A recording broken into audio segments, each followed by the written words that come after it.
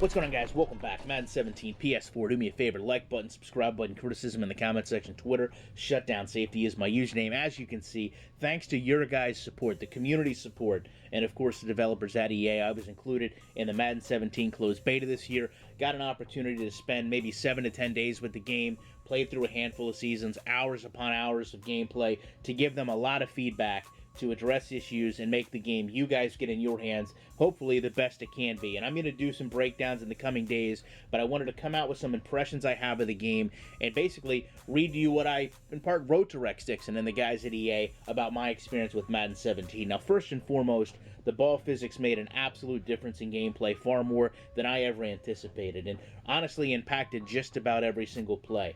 A majority of the loose or tip passes, those interactions now feel fluid, dynamic, realistic in the way they outcome each other. And the sideline and fumble recoveries, I'll be honest, some of them did succumb to some traditional Madden issues that we've had in the past, but most of the time, I felt the game got it right. And even though visually it may not have been perfect, the outcome is realistically what I would expect it to be.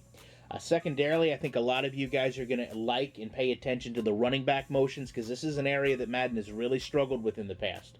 You now have the ability for smaller backs to naturally, and without user control, interact with linemen and tuck up against guards and tackles as they go to the outside. Now, they did need to tune some of this a little bit, but I'm hoping that's been done, and this is a great way to distinguish not just visually, but also through the gameplay between the smaller scat backs and the larger bruising backs. And to me, again, that's something very important, because this is where Madden has really struggled in the past. So to have that kind of distinguishment between the two types of running backs is important.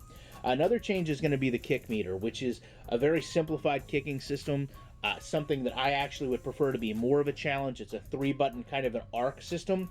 However, the change here for you is going to be on the defense, because a play traditionally that you would take off or not have a lot of impact in is now a play that you're going to want to play. And the reason I say that is because the defense now has a timing aspect to it where you can block punts, you can block field goals more frequently, but only if you're willing to put in the effort to learn the mechanics of the system. So it's not going to be an afterthought like it had been before. It's not going to be a pray for a glitch like it had been. It is going to be something, as a defensive player, you almost have the same amount of control as the offensive player kicking the ball in determining the outcome. And that balance is something that's really been lacking in all football games, to be quite honest with you. Now, Connected Franchise Mode got a total reboot, expanded rosters, practice squads, some training sequences that I will say are fun this year, that go over some of the mechanics like we talked about with the blocking punts and kicks. You'll want to probably make a stop there. But also you earn XP to improve your rostered players. And again, I find that the CFM is still a bit closed-minded. It's still very simplistic in its approach and the way it provides information to you. It's not as convoluted as last year. The information in CFM is kind of the same. It's just obviously laid out in a much more user-friendly approach, so you're not kind of going through all the screens you used to. So I do like the changes there, but I would like to see, and hopefully there has been more added to Connected Franchise. Now, one of the most notable changes you're going to see, because it's just in your face and in your ear, is the presentation. You know, players' past achievements and games are mentioned more frequently, and the communication between the two commentators is more fluid and natural, and I'll just come out and say it, than any other football game we've seen, in my opinion. I think the reason for that is you've got two commentators in there now that maybe didn't have the time constraints, and no disrespect to anyone that worked on the game before, but maybe didn't have the time constraints those individuals did, and really took a lot of time and effort into making their commentary seamless.